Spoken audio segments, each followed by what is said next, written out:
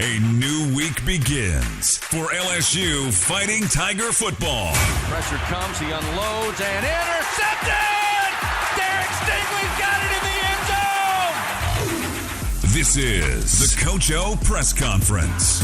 We look forward to seeing our guys today on Tell the Truth Monday, getting back to playing LSU style of football. Coming up, Coach O sets the tone for this week. But first, from inside the Capital One studios on the campus of LSU, here is former Tiger Gordy Rush and the voice of your Fighting Tigers, Chris Blair.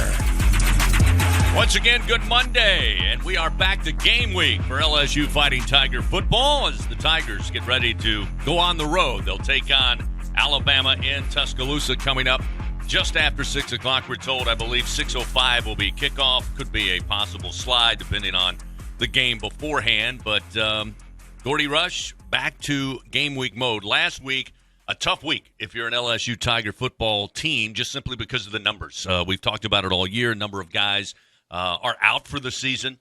It seems like every week or two there's another name. Last week it was Anthony Bradford, who was done for the year, who was really coming into his own on the offensive line. But the bigger picture was there were so many bumps and bruises. They were really unable to get after it in the type of practice, even in an off week, that they wanted to have. Obviously, the Tiger Bowl, they didn't have the numbers to do that. That's a great tradition here at LSU. Now you come into this week, and I got to believe when Coach Ed Ogeron joins us at the bottom of the hour, that's going to be topic number one. How healthy is this team, and how are the numbers going into the biggest game of the year? There's no question, especially on the offensive line. You mentioned Bradford, who'd played so well in the last couple games, and offensively, what LSU kind of found, they started in the Kentucky game and did really well against Florida, not as well against Ole Miss. They started running the football, and Chris, that was that 11 package, the one tight end, one running back, and then what we call the 12 jumbo, where Dellinger, who's your backup left tackle, would come in and play the tight end. And then Mashburn or Taylor, one of the tight ends, would play the H-back. It was a big 1+ offensive line set. And so if Bradford's not going to play, where's Wire at? What's that going to look like? Because that was the identity you started to find as an offense. So that's one area I'm going to be listening today to see what Coach O says. Yeah, you mean, again, a number of guys you've been depleted on the back end of the defense, obviously with the loss of Eli Ricks and Stingley Jr., to season-ending injuries. And, those guys were the replacements were actually starting to hold their own as well, playing really, really well. Again, you got to be concerned about not only the offensive line, but you got to be concerned. I know Micah Baskerville was unable to go last week, although Coach said he thought he would be ready for this week after getting a couple of days off. But, you start to get thinner and thinner, not just in the guys you want on the field, guys who could even go in and replace those guys on the field. That's right. You think about Jay Ward, his shoulder's been a little banged up, and then Harris came in and played some at free safety. And here's what's happening in LSU on the back end, Chris. Those linebackers and the defensive backs, those 7 have to act sort of like a dance unit, right? Yeah. Everybody has to be in sync in terms of run support. And then when you make a check, so many of these offenses will give you motion and try to make you change what you're doing on the back end. If everyone's not in sync, you get one bust. That's where big plays happen, and LSU's seen that from time to time this season. So, yeah, it really is important that they get a lot of these guys healthy and get them back in unison to practice this week. It's interesting. Last week on the show, during the off week, you and I, towards the very end, we talked about how important it is with all that has taken place this season for LSU and what the future looks like in a month or so, that it's key to have these guys, whoever you have at your disposal, to go out there, put on the purple and gold, and fight, is to have some fun playing football. Because let's face it, as you know much better than I, it hasn't been a lot of fun for those guys this season. Tigers 4-4 on the year, 2-3 in the SEC. They've had some tough losses. They've had some big wins. Those were thrilling. The Saturday win over Florida, I'm sure everybody was loving it. How important is it this week? Again, you still got to focus. You still got to work hard. But you got to make it fun, because nobody's giving you a shot outside of those guys in the locker room to go over to Tuscaloosa and get a win. Yeah, Chris, I think that's one of the benefits of the open week. You've heard me talk about for years now the hamster wheel. As a student athlete, when you get in the middle of the season, it happens so quickly. You wake up, you go to class, you get taped, you go to meetings, you practice, you go to study hall, you eat, repeat, and rinse. You never get a chance to take a step back like the media, like the fans, and put things into perspective. With an open date, you do. A lot of these kids had a chance to go home, hopefully take a step back and put things into perspective. And I would play on this court. You only get 2 times in your career to go to Bryant-Denny Stadium to play Alabama, right? And that's why you come to LSU. And sure, you're an underdog in this football game. But hopefully the kids have had a chance to take a step back, let that sink in, and come and play with effort. And I think that's the big thing I think Tiger fans want to see at this point. You saw great effort against Florida. Kentucky and Ole Miss, the second half, not exactly where you want it to be. Hopefully they're going to come out and play with great effort. You know, again, looking back to last week in the rare press conference in and off week, we're saving the talk for Alabama coming up in the next segment before we hand it off to Coach Ed Ogeron. But one of the things that I don't think we got to talk about enough, we touched on it last week, the fact that Greg Penn in there, right. We saw him. He's played in 5 games this year. I talked to Coach O about him last Wednesday night on the weekly radio show. He's had 5 games of participation, but by far his most action against Ole Miss. He was on a lot of plays. He came away with 2 tackles, but he was around the football. And again, when you're talking about Damone Clark, you know what you're getting there. Micah Baskerville really, I think, has stepped up. Hopefully he's going to be back to 100%. What do you know about Greg Penn? Because, again, we've seen him on the field, just not as much as we did against Ole Miss. 4-star prospect out of Maryland. They're very, very high on him. Just with the depth they had, at least starting the season, he didn't get as many reps as the other guy, Baskerville. Mike Jones was a part of it. Obviously, Jared Small early on before he got hurt in that scrimmage. So now they're having to get him caught up on the fly here. And again, one of the harder things for linebackers is I think all the checks, he's got to play run and pass. And we've seen so many times that teams, when they've had success running the football, their play action pass, they're on the ball to the running backs against LSU. So again, there's a guy that's going to benefit from an open week, getting that extra week just on some individual and group tactics. One of the things on last Monday's press conference, which I think got a lot of run, was the fact that Coach Ogeron talked about that Max Johnson's beat up a little bit. Yeah. Which I thought he's done an amazing job this year. As much pressure as he's had to endure, the hits that he's taken at times, that he's been able to always jump up, dust off, and get behind center once again. He didn't look 100%. It was hard to tell that it was injury related against Ole Miss, but it was off just a little bit. And now we find out that he was playing with pain, which there's a difference, playing with pain and playing injured. So I think Coach O was very specific about he played with pain. But it was interesting talking to him Wednesday night. Of course, somebody asked, and I'm sure they're going to ask again today, is it 2 quarterbacks? Is there a controversy? Is there a battle? Well, the easy answer is it's always a battle. It's never solidified. But what he said to me Wednesday night was interesting, Gordy. He said, Max Johnson is our starting quarterback. But Max knows if things aren't going his way and he doesn't have his best game, we're not going to hesitate to bring in Garrett Nussmeier. That's another way to answer the question. Right. What do you take on that? Well, I think certainly for this football game, it's Max Johnson. The last thing you want to do is take a young Garrett Nussmeier on the road at Alabama and throw him to the wolves. I think you ask me this question next week, I might have a little bit more of a different answer. So I think this is Max Johnson's a little bit. And obviously, Max has had some, off games, right? Had an off game against Kentucky as well as LSU ran the football in the game and did some really nice things against Florida. For LSU to have some success offensively, they found this identity running the football with Ty Davis-Price. We talked about the formations a little bit. LSU's got to be able to execute better in the passing game. Ole Miss over-allocated 1 and 2 defenders to stop the run game. There were opportunities in the back end, and LSU just didn't execute. So I think they start with Max, and for whatever reason, if there's the opportunity and things aren't going well, I think you'll see Garrett Nussmeier, but you don't start him in this football game. I think it speaks to the confidence they have in Nussmeier, because he certainly doesn't lack confidence at all. And I think the coaching staff feels the same way, that if they have to have a change in pace, if they need a little spark, they look like they feel that Garrett Nussmeier can provide that. Well, before we go to our first break, we talked about the wrinkle in the running game that showed success second half against Kentucky, all afternoon against Florida. And, of course, we all knew, even Coach Ogeron talked about it the week leading up to Ole Miss. Guys now have it on film. They're going to stop that particular wrinkle. What have you heard as far as having success there, not completely abandoning it, but building off of that to, again, keep the defense on their heels? Well, what happened is with all the pullers last week, the pulling guards, the pulling offensive linemen, Ole Miss really in the second quarter and on, they decided to roll dice and replace. Every time there was a puller, they replaced them, and they brought linebackers and safeties down into the box. So they were bringing numbers and playing man on the backside. I think, one, LSU could have done a better job in recognition, and then I think probably going against tendency on first and second down and throwing the football instead of trying to run into those plus fronts. So, it's a progression, Chris. You do A and B well, they're gonna plan to stop A and B. The question is, what is C and D now for Jake Peetz and this offensive staff? Because Alabama's going to do the same sort of things. And LSU again has done. They did some good things against Ole Miss in the run game. I think they just didn't make adjustments to what Ole Miss did to try and stop it. Tigers get back to action this coming Saturday on the road, Bryant-Denny Stadium in Tuscaloosa.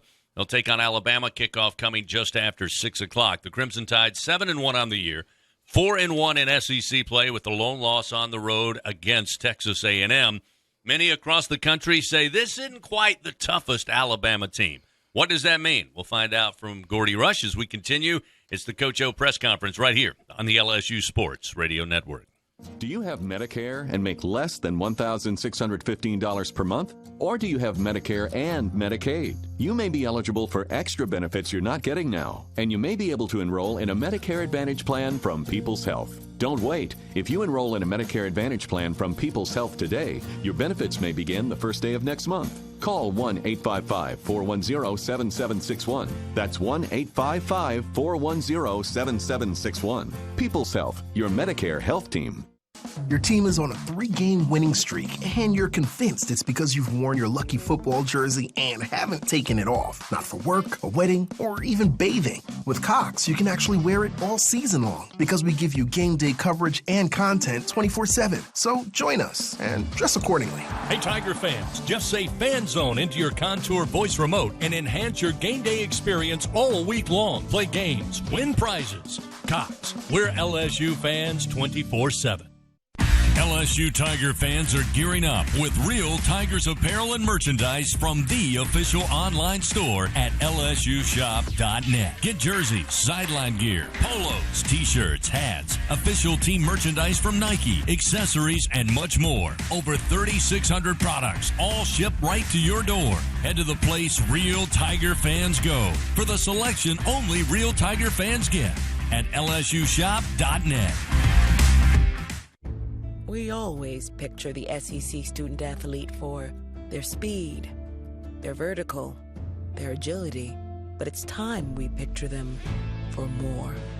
For their campus voice, their community outreach, and for the simple fact that 20 years later, they're still someone's pride and joy. More than students, more than athletes.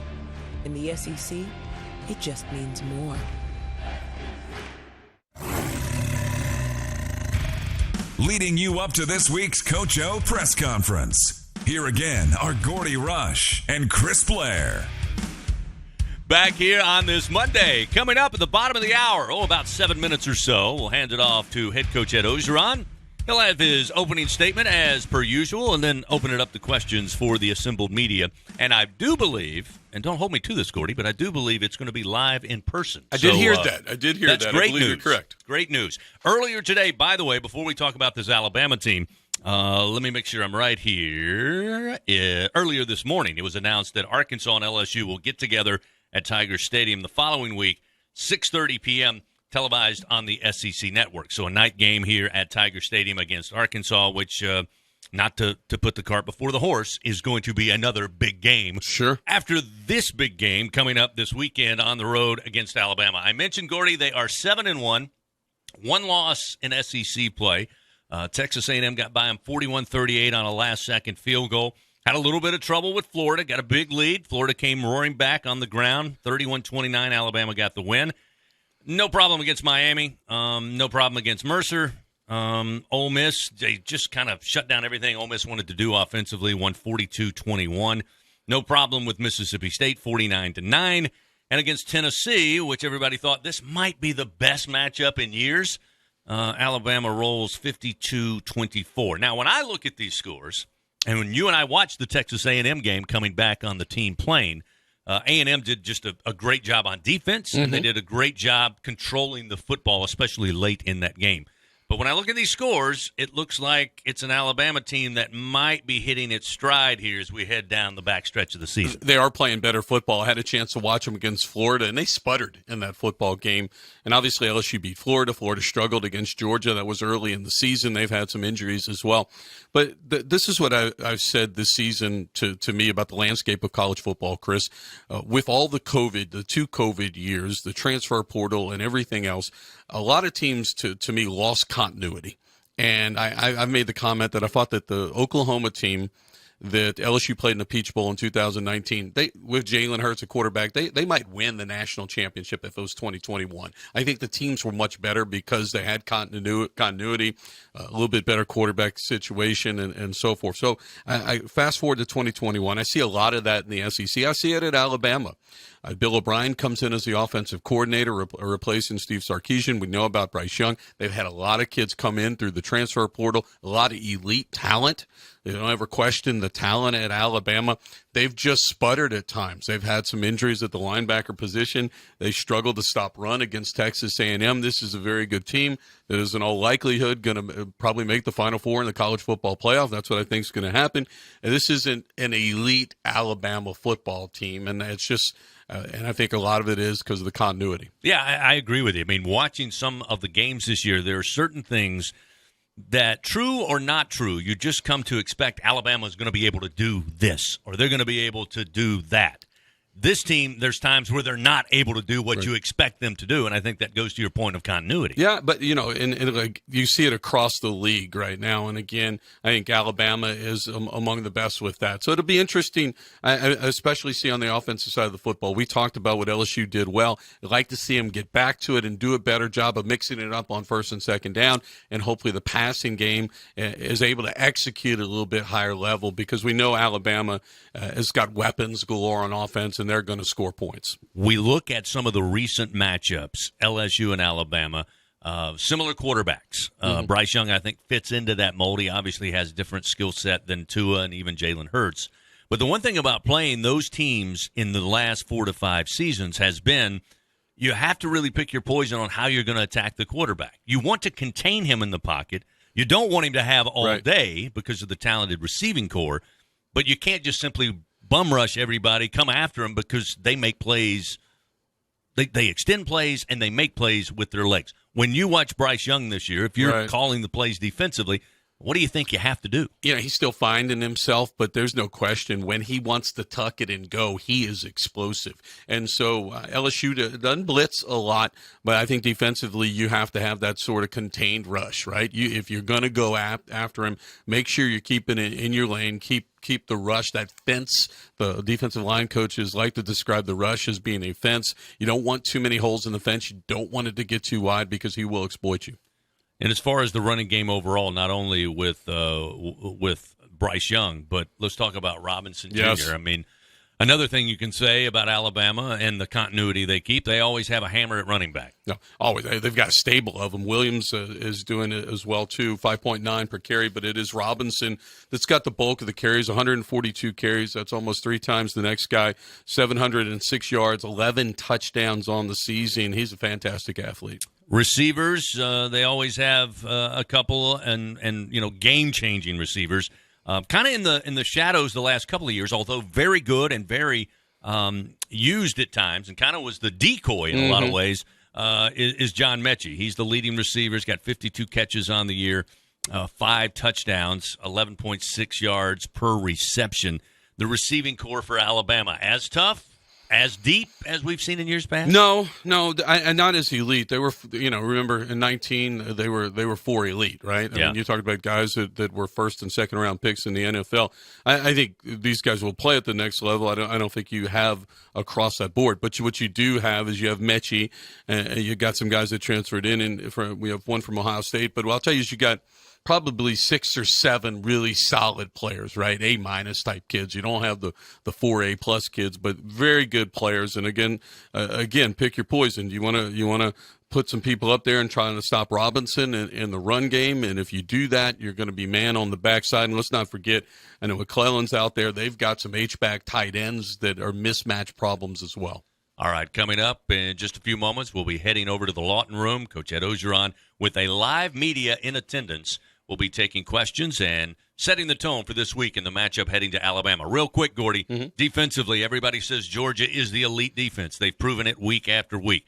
What's Alabama's defense like? They're tiered down. Georgia definitely is an elite defense. It's the best I've seen in college football, and if they could get some consistent quarterback play, to me, I know they're number one. They would be a head and shoulders number one, but they're certainly a notch above Alabama defensively. Is there any weakness you try to exploit against the Alabama defense that you've been able to see on film? I think you have to be able to run the football, and you're going to have to be physical up front. That's what Texas A&M did, and I think that was a surprise that A&M was able to get after them the way they did. All right, coming up, Coach O taking the podium now. We'll hand it off. The Coach O press conference.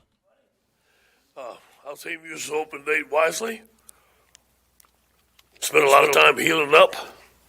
We had 2 really good practices, both wearing helmets. We put in some game plan stuff versus Alabama. I thought our guys did a very good job. Thursday, they had a team activity, and they had the weekend off, so everybody should come back today ready to go. We're relatively healthy, more than we've been in the past. Some guys got healed up, so it was a good week for us. I want to congratulate John Robinson, Paul Bear Bryant, Lifetime Achievement Award. Coach Robinson is a great friend of mine. He's been with me. I use him as a mentor. He's in our office every day. He works the same hours everybody else works, from 6 in the morning to 10 o'clock at night. The guy is relentless, and he's a great man to have on our staff. Obviously, this is a big game for us in Alabama, playing them on the road. Great atmosphere there. Alabama's offense is averaging 46 points a game, almost 600 yards per game. Bryce Young is a great quarterback. He's mobile. He's accurate.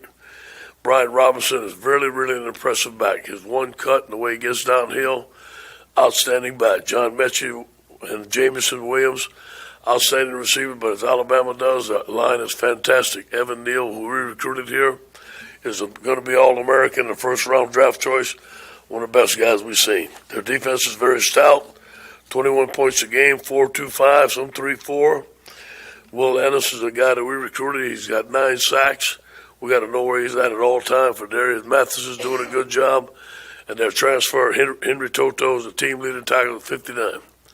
On special teams, a guy that was committed to us for about 3 months, Jojo Earl, is a dynamic returner. Well, we're looking forward to this week's practice. We're looking forward to getting everybody back today and attacking the week. Any questions?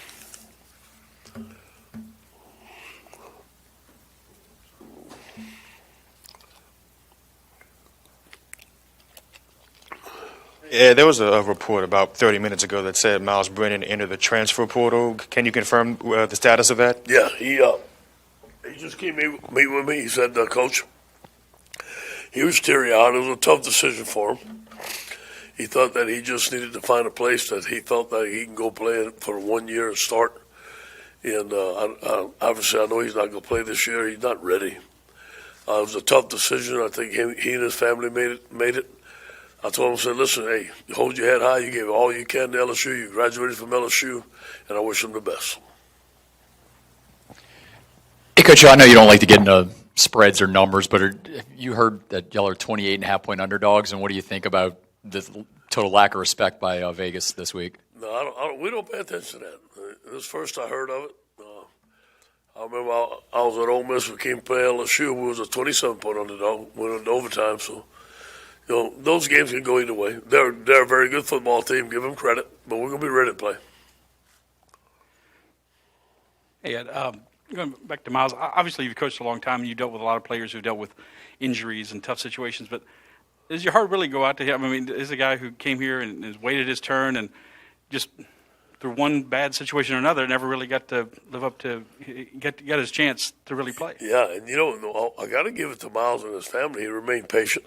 He waited his turn, And I thought he played very good last year at the beginning of the year. Right? I thought he was very accurate. I thought he made the right throws. He got a strong arm. And I thought he was going to end up having a great year. And unfortunately, he got hurt. And then unfortunately, he got hurt again this year. And things happened that way to where he thought that he had to move on and take a shot at another place. And Joe Burrow did the same thing. It worked out for him. I hope the same thing works out for Miles. He wants to play pro ball. I hope he gets that shot. Ed, even with Miles, I mean, obviously he wasn't able to play this year, so it doesn't affect y'all in the future. But I guess just how would you assess the quarterback room moving forward when he won't be a part of the team next year? Even though, Same thing. Nothing's changed really. For the remainder of the year, and I don't know who they're gonna bring in, what are they gonna talk about them. That's for them, But nothing's changed, because he wasn't with us. I didn't expect him to play. I knew his rehab was taking a little bit longer, and he has some other things that he's got to work on. And, he had a little knee that was hurt and stuff like that. So I think there's some things that he needs to get fixed up, get healthy. And but as far as the quarterback room, it's going to stay the same. The thing that with Garrett, he only has one more game to play that he can get redshirt, that he needs to redshirt if we decide to get redshirted.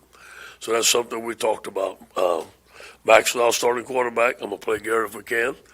And we're going to talk about what game we're going to play him in.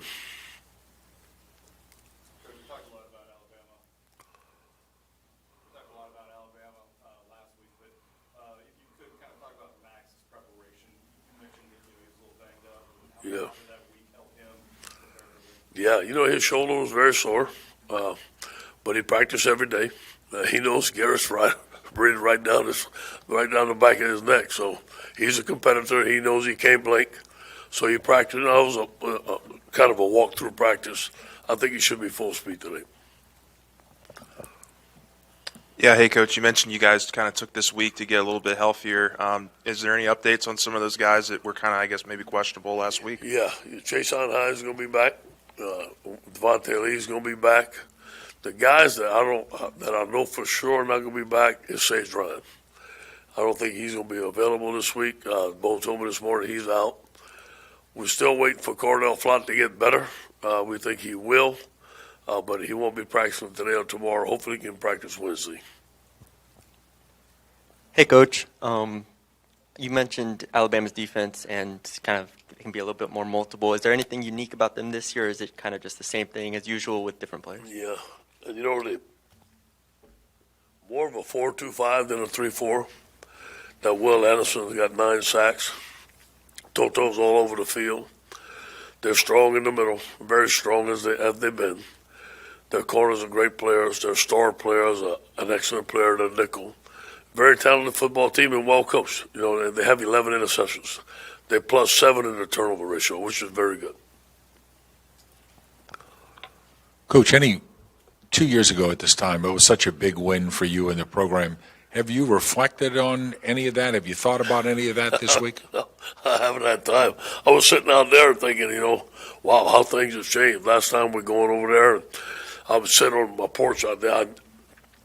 I knew if we win that game, we had a chance. But we had to go through Alabama, and that was a big victory for us. Things are different now, but it's still LSU, Alabama. My job is to get these guys to play as hard as we can. We're going to be prepared. We're going. Kind of in that same vein, a lot has changed in college football, not just here. Gary Patterson out at TCU. Did football change more than we probably know during that COVID time and since? Yeah. I mean, there's a lot has happened, NIL and everything seems to be There's a big shift. I feel a big shift.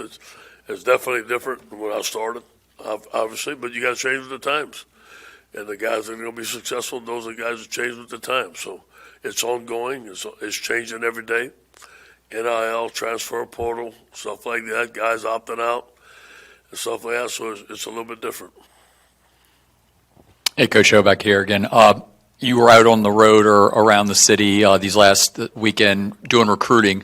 How was your reception? Obviously, it's a little different when you're selling your pitch now that you won't be here at the end of the year. How did that all go for you? I still took a picture of everybody in the stadium. It seemed like, they love LSU.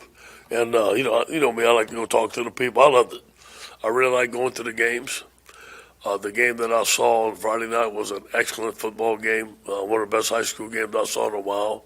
I just enjoy going and do it, and everybody treated me with utmost respect. Saturday, I got to go to Strawberry Stadium, see an excellent game. I got to go up and see Coach Robbie Mahfouz, who coached me in the All-Star game, and just some great people. Coach, any thoughts on? I talked to Bryce Brown a couple of weeks ago, and he says you and he are very close. Yeah. He said that he thought one of the things that happened was that COVID really hurt you after the championship season and kind of stopped your momentum. Do you agree with that? Well, I'm not going to make no excuses, but it was different. We had one of the best teams in football, and then we got locked up, it seemed like, for almost a year, I'd like to be able to go out recruiting and do the things that we wanted to do, but I can't say that it made that much of a difference from what's happening now.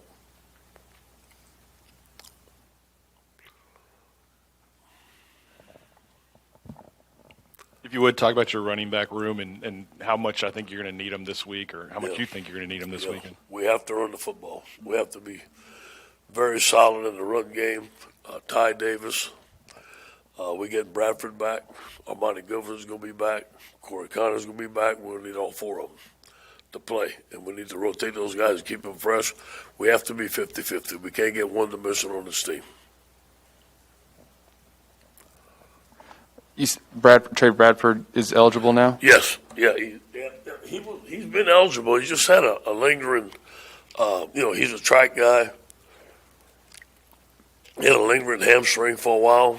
Now he's better to where we can get him out to practice, and hopefully he can do very well. And then Malik Neighbors has kind of come on a little bit over the course of the season. For a guy who didn't play his senior year, how kind of amazing was it to see somebody who could step in right away, even though he kind of lost a year of high school there at the end? Coming into camp this summer, he was one of the best receivers out there.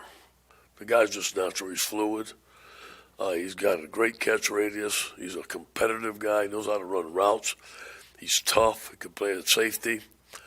So I don't know if that year off hurt him, to be honest with you. And unfortunately, it was a Monday practice where we only had we didn't have any helmets on, and he went for a ball and he fell on the shoulder. And if he didn't do that, I think the guy would have had a breakout year as a freshman. You said you used last week to do a lot of scouting. What did you come up with, and how confident are you that your coaches kind of learned a lot about your team? Yeah, well, they're very good, as always. Very well coached. On us. Okay, on us. Well, on self-scouting, we're too predictable about formations, too predictable on first down.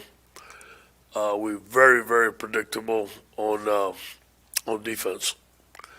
We need to have more of a variety on first down. We are giving them the same looks over and over again. There's not much disguise. What we line up in, we were in. So we got to, you can't, this part of the season, you just can't put a lot of new stuff in. But we put in a couple little wrinkles to make it tough. And then the biggest part for us on defense is adjusting. We have not been in the right adjustments. We have not been in the right position according to some formations. So we had an adjustment period all last week, adjustment period all this week. We've been doing it, but we're really, really honing in and being in the right place at the right time. Ed, kind of to that end, given I know you don't give away your game plan or anything, but given the circumstances, can you be a little freer? Can you be a little more, take a chance, trick play, something like that? Sure. I saw a great onside kick Friday night, man, in the third quarter. I thought the coach did a great job of doing it. And if it's there, we got to do it. We got to be smart. And they're going to expect us to do it. But we're going to have all that in our arsenal. But it's just got to be in the right place at the right time. Sometimes it's a good feeling. Hey, Ed, how does the team feel going into this matchup with Bama? You beat Florida, you had a close one against Ole Miss. What's the vibe in the locker room? Very good. Very good. These guys are anxious. They're ready to play. It's LSU, Alabama. Throw all the records out. That's enough said. And they're going to be ready to go. I'm going to be ready to go. They're going to be ready to go. Tremendous challenge. A lot of respect for this football team, but we're coming. Coach, here on the right. I think it was last week, there were some reports that Bug Strong was thinking about entering the portal or was going to enter the portal. Yes. Beyond Damone and Micah, who were some guys that could see some playing time given the injuries there. Greg Penn. Greg Penn's a freshman. I think he's a very talented freshman. We're looking at him to play there, and he's the next guy up. Hey, Coach, over here on your left, with Sage out and Cordell questionable, who are you looking to step up in the secondary this week? Cam has done a good job for us. He stepped up. Jay Ward's a very multiple guy. Ray Darius Jones got to step up. Darren Evans got to step up. Those guys there have done a good job for us. Todd Harris. Hopefully Todd Harris is healthy and can play. We haven't got much playing time out of him because of injuries this year. All those guys got to step up.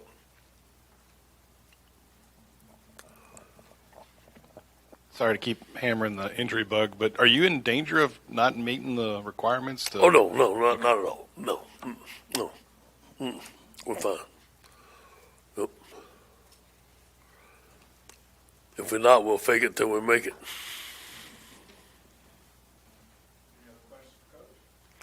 Everybody good? Hey, good to see everybody. Go Tigers. Head coach Ed Ogeron with the Coach O press conference as the Tigers get set to travel to take on Alabama in Tuscaloosa with kickoff just after 6 o'clock on Saturday night. We'll be back to set the tone for the rest of the broadcast week and then send you on your way. It's the Coach O press conference right here on the LSU Sports Radio Network. Support your LSU Tigers with Hancock Whitney, the official bank of LSU athletics. From game day to the offseason, Hancock Whitney LSU credit and debit cards are a big win for any Tiger fan. Want to get your paws on these cards? Well, apply online or visit HancockWhitney.com/LSU. Hancock Whitney Bank, member FDIC. All accounts subject to credit approval. Terms and conditions may apply. Our Lady of the Lake, just like LSU, is anchored by deep roots put down almost a century ago. We share a singular vision to advance health, education, and research to serve the incredible people of Louisiana. Our partnership with LSU is inspired by our passions for knowledge and our commitments to our community and healthy Louisiana families. Together, there's nowhere we can't go. Our Lady of the Lake is proud to be the healthcare provider of LSU athletics. Hey, Tiger fans, this is Chris Blair inviting you to become part of our LSU Athletics podcast world. For the very latest on the Tigers, whenever it's convenient for you, catch Cody Worsham and number 18, Jacob Hester, for the Hey Fighting Podcast, a look inside LSU football. Join me and hear from some of the great voices of college sports on Hearing Voices. Get up to speed on the Tigers' next opponent with LSU Recon, plus replays of the Ed Ogeron Show and many more. Find them all at lsusports.net/podcast, on the LSU Sports mobile app, and anywhere podcasts can be found. Subscribe today. We always picture the SEC student athlete for their speed, their vertical, their agility. But it's time we picture them for more. For their campus voice, their community outreach, and for the simple fact that 20 years later, they're still someone's pride and joy. More than students, more than athletes. In the SEC, it just means more.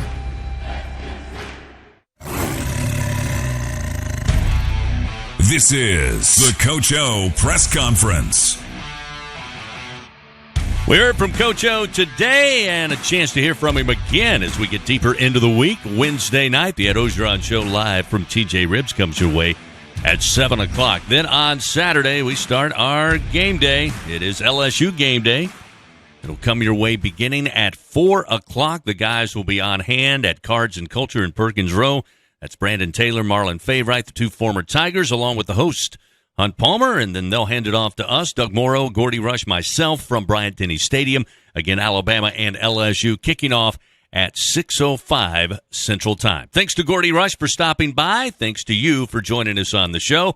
We'll be back here next week, same time, same channel, the Coach O Press Conference on the LSU Sports Radio Network. This has been the Coach O Press Conference. For the very latest, follow LSU football on Twitter, Facebook, and Instagram, or log on to lsusports.net.